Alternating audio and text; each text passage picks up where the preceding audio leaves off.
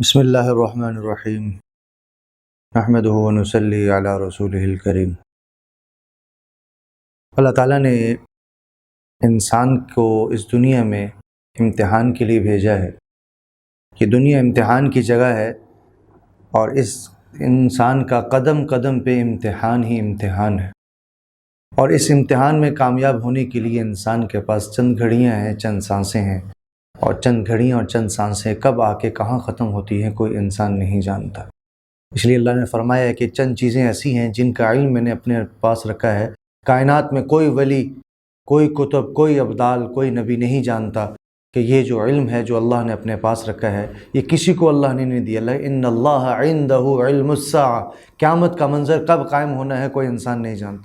وَيُنَزِّلُ الْغَيْثَ وَيَعْلَمُ مَا فِي الْأَرْحَامِ وَمَا تَدْرِي نَفْسٌ مَاذَا تَكْسِبُ غَدًا وَمَا تَدْرِي نَفْسٌ بِأَيِّ أَرْضٍ تَمُوتُ، کہ کل آنے والے بادل ہمارے لیے خوشیاں لے کے آتے ہیں، غم لے کے آتے ہیں، اور کل آنے والا وقت ہمارے لیے خوشیاں لے کے آتا ہے، غم لے کے آتا ہے، کوئی نہیں جانتا۔ آج ہم یہاں بیٹھے ہیں، کل کیا ہونے والا ہے کوئی نہیں انسان جانتا۔ وَمَا تَدْرِي نَفْسٌ بِأَيِّ أَرْضٍ تَمُوتُ،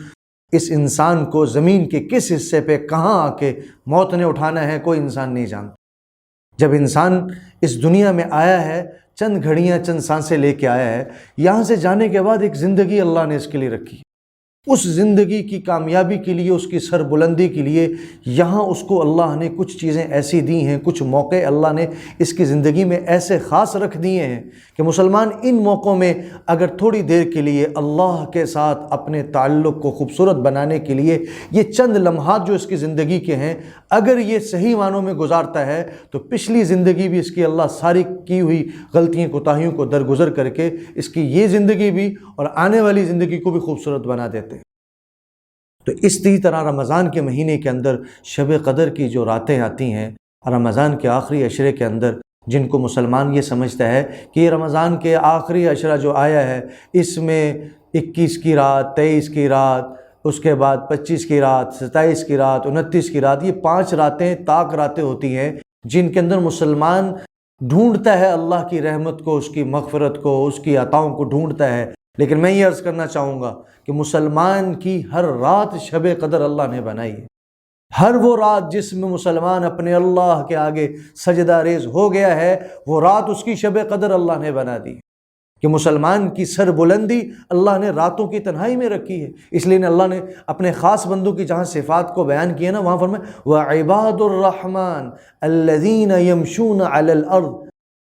الذين يمشون على الارض هونا واذا خاطبهم الجاهلون قالوا سلاما والذين يبيتون لربهم سجدا وقياما، جو رحمان کے بندے ہیں ان کی راتوں کو تو راتیں ساری سجدے میں گزرتی ہیں۔ والذين يقولون ربنا اصرف عنا عذاب جہنم ان عذابها كان غراما، جو رحمان کے بندے ہیں ان رحمان کے بندے کو دعاؤں میں تو صرف اور صرف یہ ہوتا ہے کہ اے میرے مولا یہ ایک آخرت کی ہولناکیاں ہیں، جہنم کے خوفناک منظروں کا سامنا مجھے کرنا ہے، اللہ اس سے میری حفاظت فرما۔ اللہ اپنے بندوں کی صفات کو بیان کرتا ہے تتجافى جنوبهم عن المضاجع يدعون ربهم خوفا وطمعا، کہ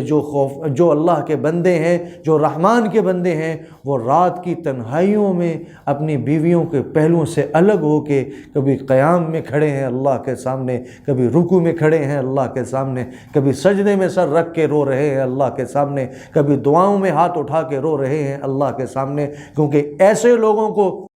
معلوم ہے کہ ہمارا سفر بہت لمبا ہے، سامان ہمارے پاس نہیں ہے۔ علی المرتضیٰ رضی اللہ تعالی عنہ جیسی ہستی جن کو اللہ نے اعلان فرمایا تھا، رضی اللہ عنہم کا خطاب اللہ نے دے دیا تھا، حضور اقدس صلی اللہ علیہ وسلم نے خوشخبری فرما دی تھی کہ علی جنت میں میرے گھر کے سامنے تیرا گھر ہے، جس کے رشتے میں رسول اللہ نے اپنی سب سے مقدس لاڈلی پیاری بیٹی جس کے رشتے میں چلی گئی ہو، جنت کی خوشخبریاں جس کو دے دی گئی ہوں، اور اس ساری خوشخبریوں کے باوجود اس ہستی کی زندگی کو اگر دیکھے، جب رات کی تاریکی چھا جاتی تھی، جب رات کا اندھیرا چھا جاتا تھا، اس اندھیرے کے اندر محراب میں بیٹھ کے وہ ایسے روتے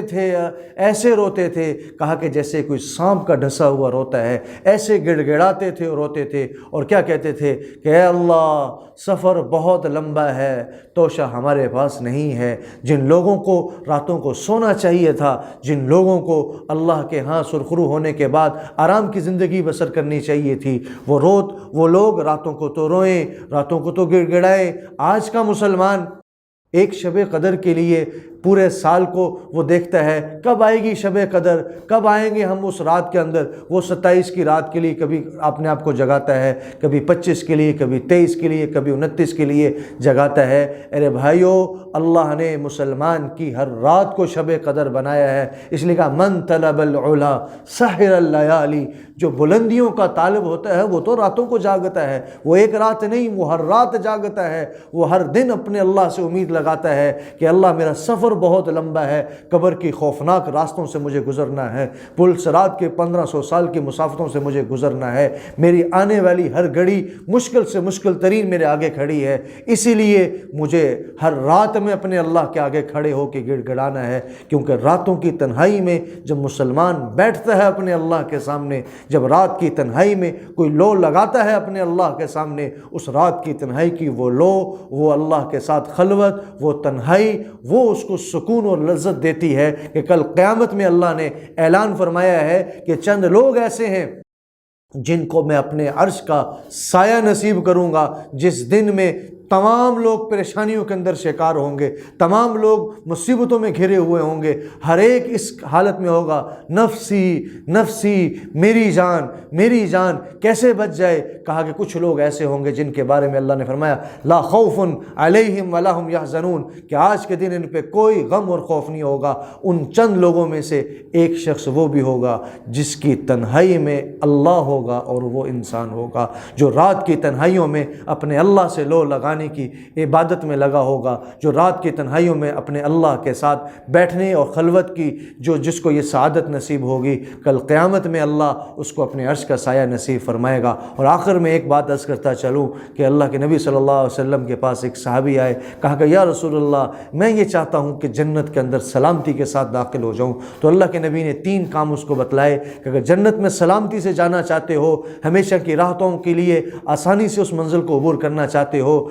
کامیابی تمہارا مقدر بن جائے، عزت تمہارا مقدر بن جائے، سکون تمہارا مقدر بن جائے، ہمیشہ کی راحتیں تمہارا مقدر بن جائیں، تو کہا کہ 3 کام اپنی زندگی کو معمول میں لے آؤ، افشوا السلام واطعموا الطعام وصلوا باللیل والناس نیام، کہ ہر ایک کو سلام کرو، سلام ایک محبت کا پیغام ہے، واطعموا الطعام، لوگوں کو کھانا کھلاؤ، جتنی استعداد ہے کسی کو ایک کھجور کھلا سکتے ہو کھلا دو اسے، اور آخری بات وصلوا باللیل والناس نیام، جب رات کی تاریکی چھا جائے، جب رات کے اندھیرے چھا جائیں، جب سب لوگ سو جائیں، ان اندھیروں میں کھڑے ہو کے اپنے اللہ کے ساتھ لو لگانے والا، اپنے اللہ کے ساتھ محبت کے رشتے کو نبھانے والا، اپنے اللہ کے ساتھ کھڑا ہو کے گڑ گڑا کے رونے والا، کہا کہ یہ وہ لوگ ہیں کہ اللہ کے نبی نے فرمایا کہ جو ان 3 کاموں کے ساتھ اپنی زندگی کی وابستگی رکھے گا، اللہ اس کو سلامتی کے ساتھ جنت کی منازل کو طے کرتے ہوئے، جنت کے دروازے کھول کے